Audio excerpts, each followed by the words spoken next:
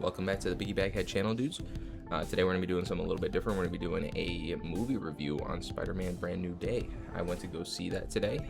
Well, I guess if you guys are watching this right now, on the day of upload, it'd be yesterday. And it was good. I had a good time. So there's one thing I got to disclose. Me and my brother, we walked in a few minutes late and missed the opening montage where they show what Spider-Man's been up to for the last couple years. That's on us.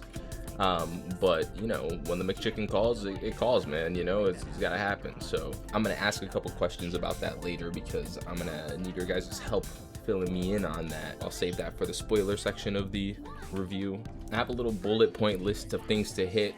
You know, I watch a lot of 3C films, shout out, so I'm hoping that it gives me what I need to be able to handle a movie review here on a gaming channel. So, you know, for a movie that's 2.5 hours, man, they did a pretty good job at making everything feel like it fit, you know, because there was a lot of stuff going on in that movie. It was just packed. Like, there was a lot of characters and you know, I guess mini storylines, it felt like, but it all felt like it came back together in the end, and it served the story, you know what I mean? Something else I want to talk about too is Tom Holland's performance. I think he did a great job, man. I think, you know, even more so than usual, because I've seen him in a couple of other movies. He did a great job, man, and he really feels like an adult Peter, bro. He doesn't feel like a kid LARPing as an adult or anything like that, man. Like, he feels like it's just in his aura, the way that he holds himself, you know what I mean? Throughout the movie, you can tell, like, this guy's not a teenager anymore. For me, this movie really bridges the gap between Tom Holland and Andrew Garfield in terms of my personal favorite Spider-Man. I definitely would hold them equal now.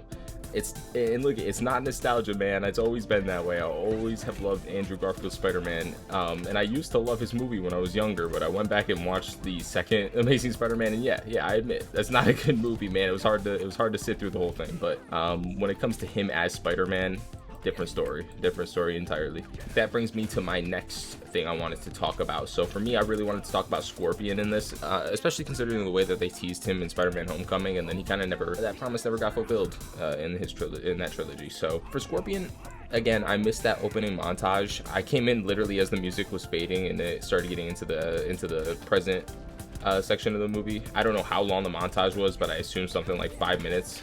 What I did see from him was mostly him being mind controlled by Sadie Sink's character, and from what I did get out of that, I liked mostly. For me, there was a little part that I saw where he got knocked out of the mind control and he sounded confused and stuff, but he sounded just a little bit like passive, soft-spoken, you know what I mean? Just a little bit soft-spoken is probably the best word.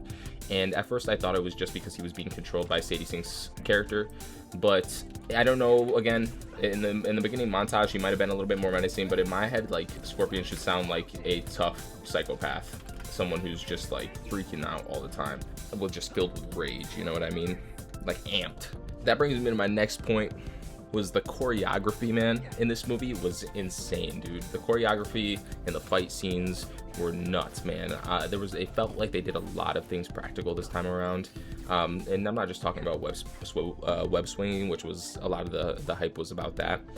I also mean in general, just like I said, the fight scenes, man. There was this moment that you see a little bit of in the trailers where Spider-Man does this like this spin into a knee of Scorpion's face, and dude, it looks so clean, bro. And on top of that, you know, I really liked it when he was fighting like a couple of average dudes, like when he not even just average dudes, just like a couple of people at a time. Like when he was fighting the Hand, that was sick as hell. The choreography there was super dope, and it felt hella realistic. When he was fighting those damage control officers, that felt super dope too. Those were kind of my favorite part, the fight scenes. But him fighting Scorpion when he kind of lost control a little bit, again, something you see in the trailers, I was super into that, you know. And I wish he had a little bit more screen time, but the movie was pretty packed as it was, so I respect the amount that he was in the movie. You know, they got him in there as much as they could, and they fulfilled on the promise that John Watts put in his first movie of his trilogy, so I can't really be mad about that. I give the movie, personally, a solid 9 out of 10. I liked it a lot, man. It was really good movie, and a really good start to the next trilogy of Spider-Man movies. But with that being said, we're gonna jump into the spoiler review. So if you guys have not seen the movie yet, or don't want it to be spoiled at all, get the heck out of here. What you doing? Love you, bye. Come back when you've seen it. It's really good. All right, guys, they're gone. We're gonna jump into this. All right, number one, we're gonna talk about leaks that weren't true.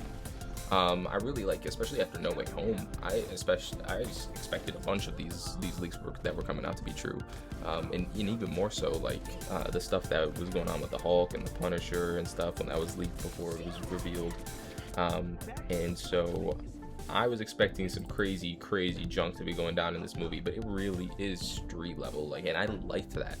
A couple of the leaks that I can think of, maybe I'm just, if I'm missing any, or if I'm mixing anything up, just let me know. It's been a long waiting period for this movie, and the leaks were nutty.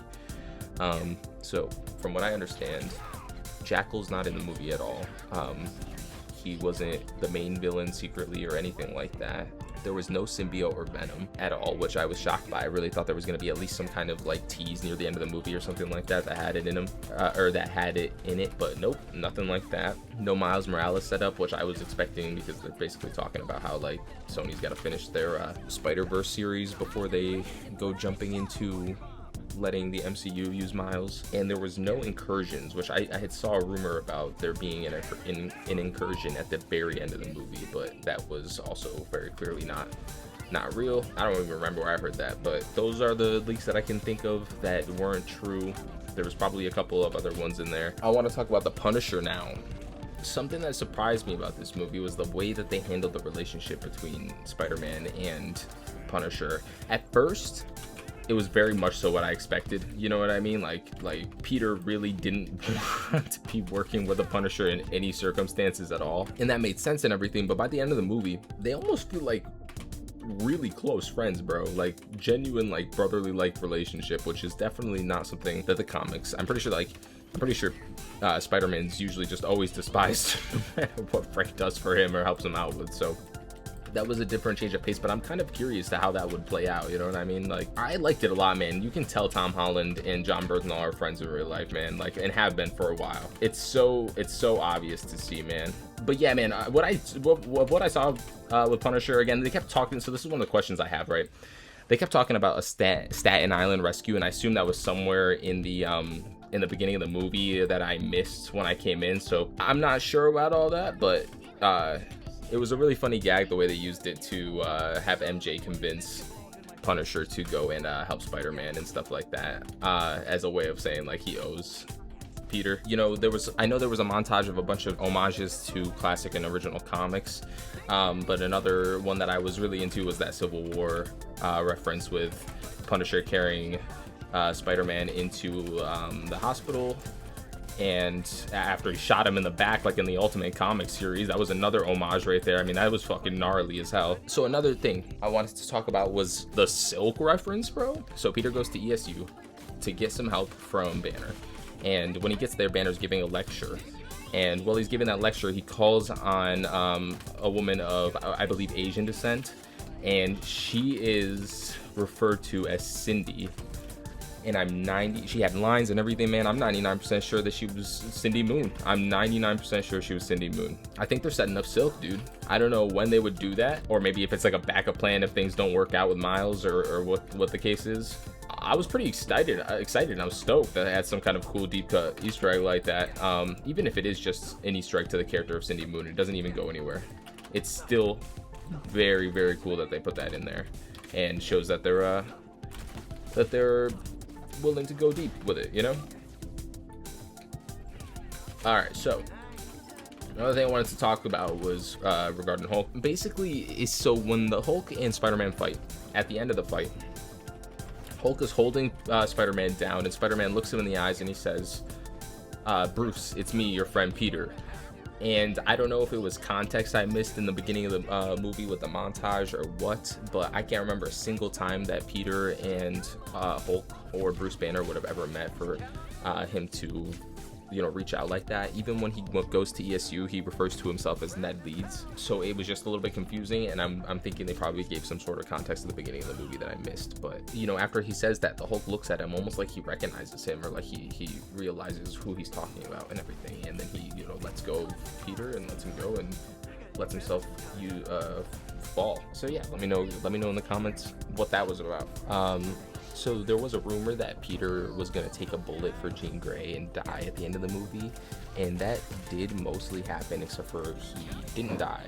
He took the bullet. Right before he died, Jean Grey used her telepathic abilities to jump into his body and keep him breathing long enough for doctors to get the bullet out and save his life, basically. I thought that was pretty dope, and I would have never thought about using telepath powers like that, to be honest with you. But that was cool, and you know, Sadie Sink's character was obviously Jean Grey. I slipped up a couple of times. I'm obviously going to have to do some hardcore editing to fix that up in the parts that I was missing, but at the end I felt it was really implied that Jean Grey was heading towards the Xavier Institute. Maybe I'm wrong, I don't know, but she was on a bus going in this nice forested area with some water nearby and stuff, if I'm remembering correctly. I actually don't know what the comic origin or the comic location of the Xavier Institute is, if it's like right outside Manhattan or what. That was the read I got off of things, and with my very limited X-Men knowledge. So yeah, so now I want to talk a little bit about the relationship between Peter and his buddies in the movie. You know, obviously No Way Home,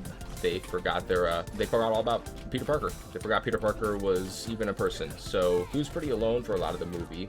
But at the end, or near the climax, Zendaya's character MJ finds that letter that Peter had written to her to explain who he was and everything. She gets all upset about it, basically told him that she didn't love him, she didn't remember who he was. However, when she goes to leave, they're at Punisher's hideout, by the way. She needs a ride back to her place, and so she asks him, and while they're swinging, she looks like she is regretful a little bit, or like she knows but she doesn't want to say anything, or that she's upset that he didn't tell her or something like that. And it stays kind of like that for the rest of the movie, that she just maintains that she doesn't remember who he is.